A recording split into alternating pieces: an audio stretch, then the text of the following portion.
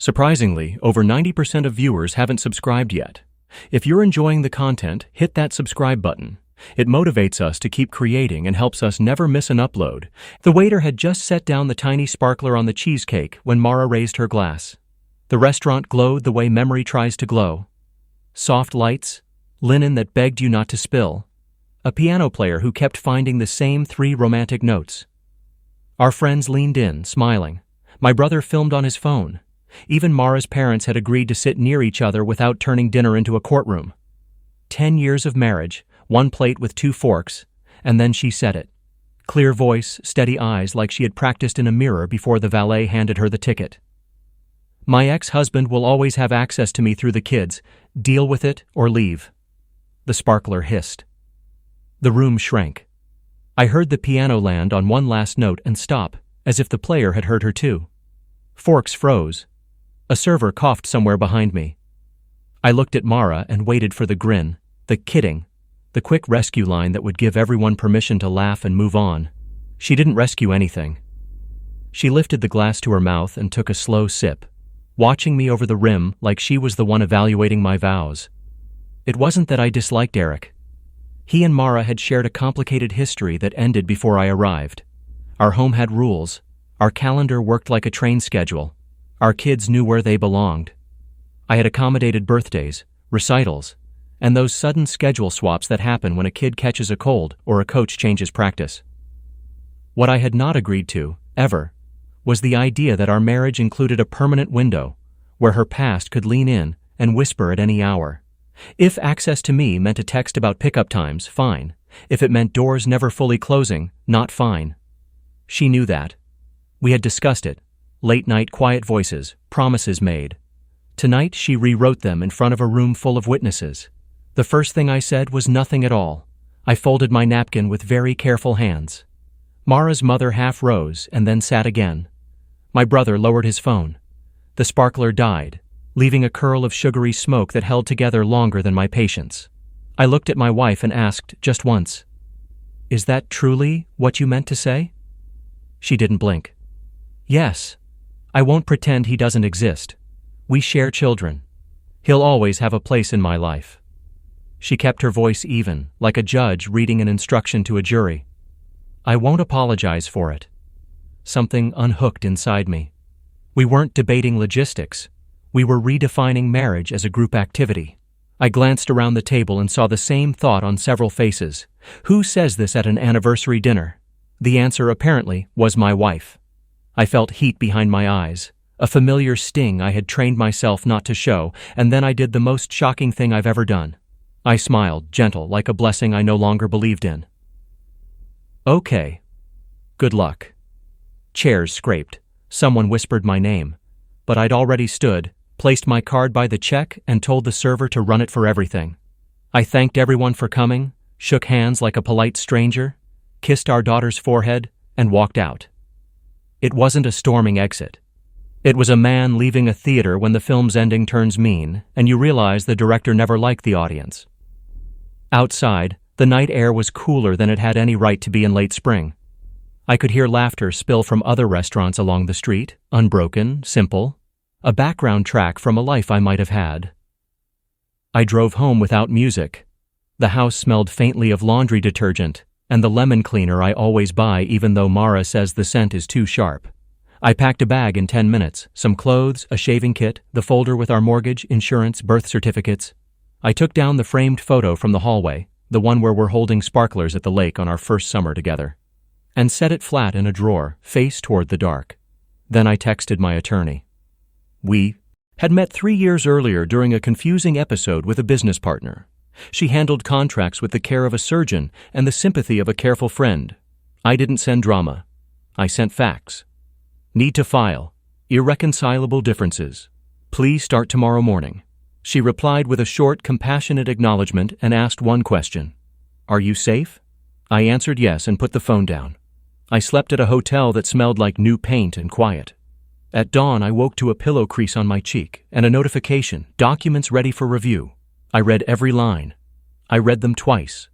My attorney had already done the math, because of the way Mara framed access in prior messages. Screenshots included, timestamps clear, It counted as an arrangement with direct financial implications. Not for me. For her. The phrase access arrangement sounds gentle, like weekend swaps and friendly handoffs.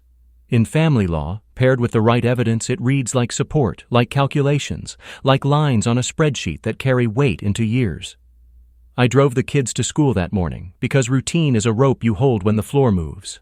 Mara met us at the door, hair still pinned from last night, face washed of the glamorous paint she'd worn. She started to speak, but our daughter hugged my waist, and I bent to hug her back. And by the time I stood, whatever Mara had planned to say had curdled. "We spoke later," she said. I nodded. Later used to mean after dinner or when the kids fall asleep. Now it meant after this war opens its second front. When I got to work, my desk looked exactly the way I had left it, which should have been a comfort. It wasn't. I stared at a spreadsheet until the numbers blurred, then did the only constructive thing I could. I wrote. Not angry letters, not confessions. A timeline, our relationship. Agreements we'd made. Moments we chose each other, and moments we didn't. I attached texts, calendar invites, that email she sent last winter asking whether it was okay if Eric swings by to drop off a book, and my reply, fine, but let's keep exchanges at the door. I wrote about the night she called him from our living room because our son had a fever during his weekend there, and she wanted to compare notes on symptoms. I had stood in the kitchen and listened to her voice lower into a private register I hadn't heard in years. No flirtation, but something just as intimate. Familiarity. I didn't accuse. I documented. Then I sent everything to my attorney and asked for next steps. By lunch, papers had been filed. Service would happen within 48 hours. I printed a copy and put it in a blue folder because blue felt calmer than red. I ate half a sandwich. I deleted our dinner reservation anniversary reminder from my calendar and replaced it with an appointment. Meet advisor, 3 p.m. My financial advisor's office always smelled like cedar and printer ink. He listened, nodded slowly, and drew diagrams with a pencil on a yellow pad. Squares for assets, arrows for obligations. When I mentioned the access arrangement in explicit terms, his pencil paused. He asked to see the messages. He breathed out through his nose, long and thoughtful. You may find, he said, that her statement at dinner simplifies the math for a judge. I didn't feel triumphant. I felt tired in a way that sleep doesn't fix. Revenge gets dressed up in stories like a hero's cloak, but in real life it's just a coat you put on because it's raining and you still end up wet. The closest thing to satisfaction came from the idea that clarity has a cost, and for once the bill wouldn't land only on my plate. If she wanted to define our marriage as a hallway with an open door at one end, then the draft coming through would chill her as much as it had frozen me. That evening, I returned home at the kids' bedtime. Mara and I sat at the kitchen table while our daughter read in her room and our son built a tower from blocks he'd outgrown, but refused to give up. The lemon cleaner smell had faded. The space between us was a coastline after the tide drops, slick and exposed. I slid the blue folder across. She didn't touch it right away. She looked at me like I had turned into a language she used to speak and now barely remembered. I meant what I said, she told me, softer than last night but stubborn. I won't cut him out of my life. I wouldn't ask you to, I answered. But you invited him into ours. There's a difference. She opened the folder. She read the first page. The color left her cheeks, then returned in an uneven blotch. She flipped to the section outlined by my attorney, the one that translated words into numbers. Her hand went to her mouth in a gesture I had seen 100 times when a recipe burned or a child tripped. This time there was no pot to rescue, no scraped knee to kiss. She turned another page. Another. She stared at the evidence that often kindness is counted, and boundaries are bankable, and a sentence spoken to win a moment can cost seasons. This isn't fair, she said. I agree, I said, and surprised both of us. It hasn't been for a long time. She closed the folder and pushed it back with a thumb pressed against the edge as if it were hot. You could have talked to me. Like we talked last night? In front of everyone? My voice cracked on everyone, and I let it, because pretending hadn't saved us. You didn't want a conversation. You wanted an announcement. We sat with it. The house made its small noises. The tick of the living room clock, the hum of the fridge, The soft thump of our son's blocks falling and being rebuilt. Finally, she asked, "What happens now?" "Now we keep the kids' world steady," I said. "We tell them the truth in age-appropriate pieces. We avoid turning schedules into weapons. And we allow the process to do what it does." "And what about him?" "That," I said, "is exactly what the process addresses." She looked at the folder again. I could see her calculating not only the finances, but the story she'd have to tell herself to sleep at night. People cling to narratives the way sailors cling to planks. Her plank had been that I was controlling, that I wanted to erase her past. My plank had been that love could insulate us if we just stayed warm enough. Both were soaked through. Later, after we settled the kids and she went to the guest room, I walked the hallway and paused by the drawer holding the old lake photo. I slid it open, took the frame out, and looked at the two of us laughing with sparklers. Back then, we had loved being proof that hard things could end gently. That story had charmed us. Maybe it had charmed her too much. My phone buzzed on the dresser. A new message from my attorney, a short line confirming the filing had been received and a hearing date would be scheduled soon. Another message, this one from an unknown number that didn't stay unknown when I scrolled up. Eric. He had written, "I heard about dinner. That was messy. Happy to keep things smooth for the kids." There was a kind of triumph in his tone disguised as concern, the way someone might offer to help hold the ladder they just shook. I stared at the screen, considered a reply, and then put the phone face down. The piano across the street started up again, a patient melody that didn't mind repeating itself. I lay back on the bed and watched the ceiling fan slice the dark into quiet pieces. Tomorrow would bring papers being served, conversations at school pickup, whispers among friends who had dined with us and didn't know whether to call. Tonight was just the soft thrum of a house familiar enough to break your heart, and the first clean breath after stepping outside the smoke. And while I didn't know everything the next weeks would carry, I knew this much. When someone says, "Deal with it or leave," they're sure you'll stay. I had left the restaurant, left the performance, and now I was stepping away from a story that had stopped loving its characters. The consequences would arrive with morning, calculated in lines and signatures and a judge's neat stamp. For the first time in a long time, they wouldn't arrive only for me. I woke to the rustle of early traffic and the soft rattle of a cart rolling down the hallway outside my hotel door. The world had already decided it was an ordinary Tuesday, but for me it wasn't ordinary at all. I had stepped out of one life and into another, though the line between them was so thin it looked invisible. My phone buzzed on the nightstand. A short text from my attorney. "Documents will be served at noon today. I'll update you once it's done." I read it twice, not because I didn't understand it, but because it felt surreal to see words that carried so much weight delivered so casually. Noon. A time of day when people grab sandwiches and check emails. For Mara, it would be the moment her version of control slipped. For me, it would be the first sign that I wasn't bluffing when I said, "Okay, good luck." I got ready like I always did. Shirt, tie, quick shave, a coffee I drank too quickly. Routine steadied me. I even listened to the same morning news station in the car, but I didn't hear the headlines. I only heard the echo of her voice from last night at the restaurant. She hadn't shouted, hadn't even looked ashamed. She'd made her declaration like she was reading the terms and conditions aloud. Deal with it or leave. The problem for her was that I had chosen the second option. She had expected resistance, maybe a fight, maybe bargaining. She hadn't expected calm. Calm is harder to argue with. At work, people were their usual selves. Phones rang, keyboards clicked, colleagues traded stories about kids' soccer games. Nobody knew my life had split open 12 hours earlier. That's the thing about personal earthquakes. They can rattle your entire foundation, but to the outside world you look like just another commuter sipping coffee. I buried myself in tasks until noon drew closer, and my phone buzzed again. Served. She has the papers. I let out a breath I didn't know I'd been holding. For the first time in years, I didn't feel cornered. Mara had always been good at creating scenarios where she seemed to hold the cards, but now the law was the dealer, and the law doesn't play favorites with charm or declarations made over dessert.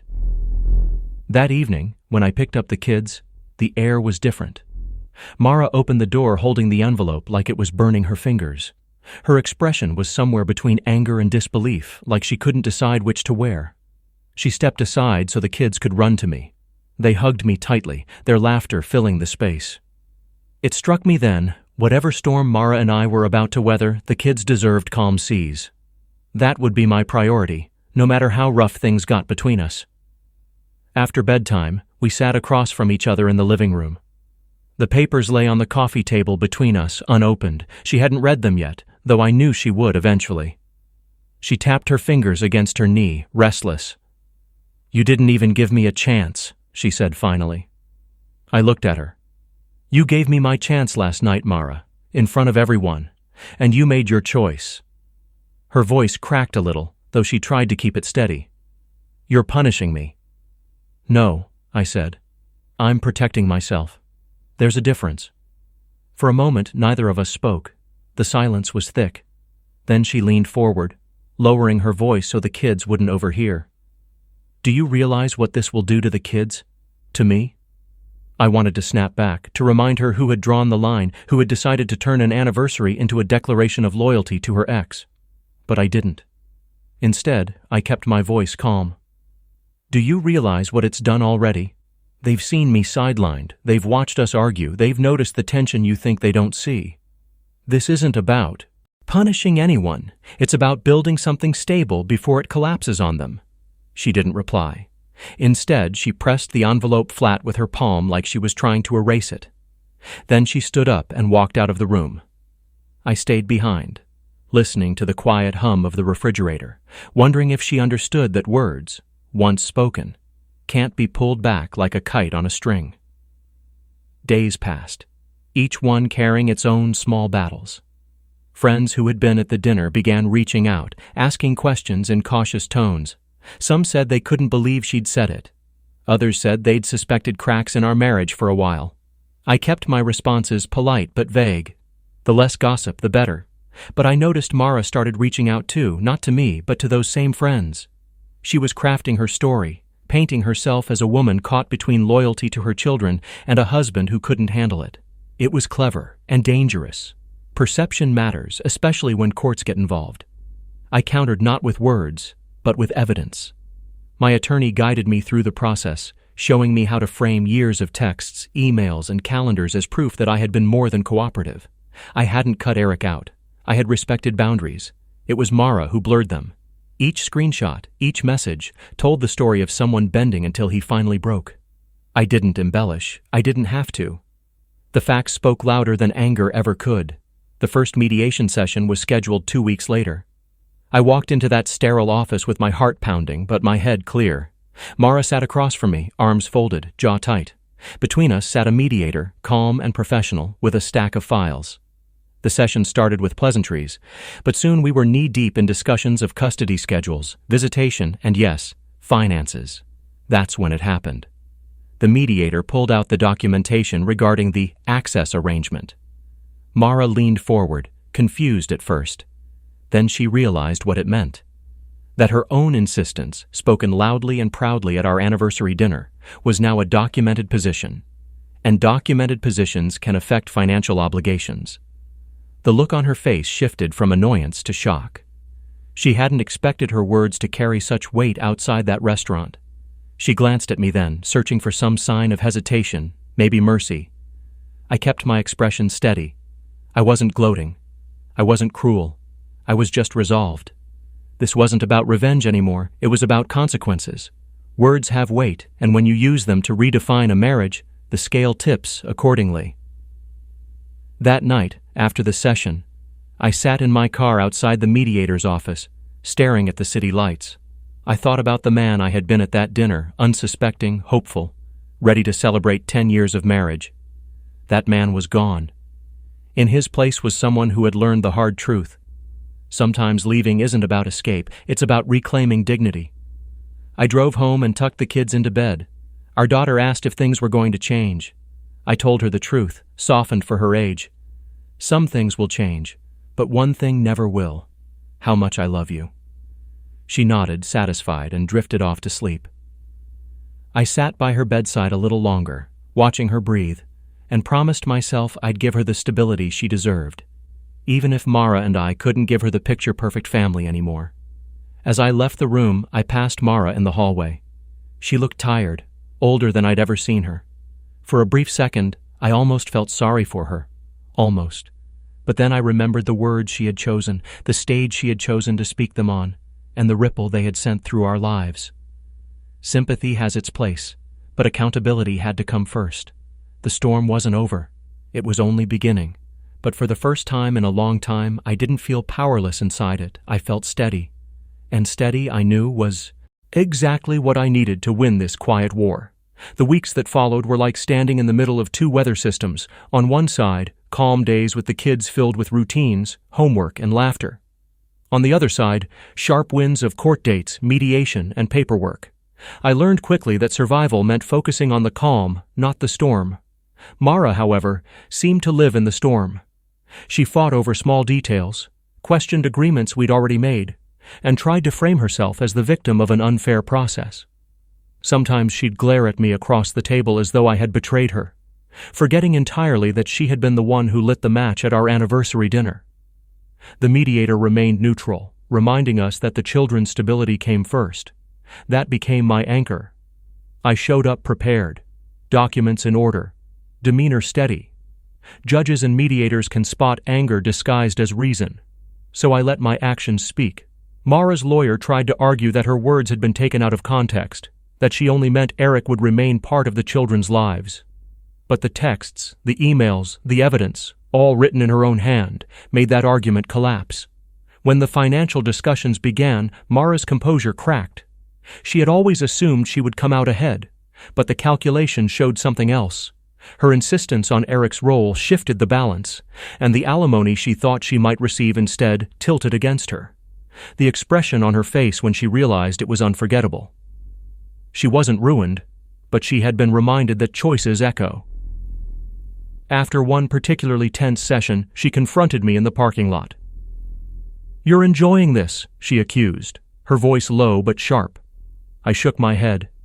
"No, I don't enjoy any of this, but I won't carry the weight for both of us anymore." She stared at me like she didn't recognize the man standing there. Maybe she didn't. I wasn't the man who bent until he snapped. I was the man who learned how to stand up straight, even if it meant standing alone. The divorce finalized quicker than either of us expected. Friends who had once toasted our anniversaries now whispered about how fast it all ended. Some sided with her, some with me. I didn't fight for reputations. I fought for peace. The judge's ruling reflected balance, shared custody, clear schedules, financial terms that held both of us accountable. The night after it was official, I took the kids out for ice cream. It wasn't a celebration, but a reminder that love could exist in small rituals. They didn't need to know the legal details. They only needed to feel that their world was still steady. My son asked if we could keep building block towers in my apartment the same way we had at the house. I told him yes, and in that moment I realized that home isn't a single place. It's wherever your children feel safe enough to laugh. As for Mara, she kept her distance. Our conversations became logistical, polite but distant. I didn't rub in the outcome, didn't remind her of that night at the restaurant. She already knew. The silence between us said more than words ever could. She had gambled with a statement meant to claim power, but instead it had revealed the cracks in our foundation and cost her more than she imagined. Months later, when life settled into its new rhythm, I looked back on it all with a kind of clarity. Revenge hadn't been about punishing her, it had been about refusing to be punished anymore. Walking away wasn't weakness, it was strength. And the greatest irony of all was that her declaration, meant to bind me into staying on her terms, had set me free. One evening, as I tucked the kids into bed, my daughter asked if I was sad we didn't celebrate anniversaries anymore. I thought for a moment before answering. "I'm not sad," I told her gently. "Because anniversaries celebrate the past. I'm more interested in our future." She smiled sleepily and hugged me tighter, and in that small gesture I found the only validation I needed. Mara had her ex, she had her choices, I had my freedom, my dignity, and most importantly, the love of two children who would grow up seeing that sometimes the bravest thing you can do is walk away. And whenever I remembered that dinner, the moment the sparkler fizzed out and silence fell across the table, I no longer felt anger. I felt gratitude. Because that was the night I learned a truth I should have seen long before. Sometimes the greatest revenge isn't loud or cruel. It's simply moving on and letting the other person live with the echo of their own words. And that's how it all unfolded. A single sentence at an anniversary dinner became the turning point of an entire marriage. In the end, I didn't raise my voice, I didn't argue, and I didn't try to win her back with compromises. I simply walked away and let her own words create the outcome. Now I'll leave it to you. What would you have done if your partner made such a declaration in front of everyone? Would you have stayed and tried to fix things or walked away like I did? Let me know your thoughts in the comments below. I'd love to read them. If you enjoyed this story and want to hear more true-to-life tales of love, betrayal, and unexpected endings, don't forget to hit that like button, subscribe, and turn on notifications so you never miss the next story.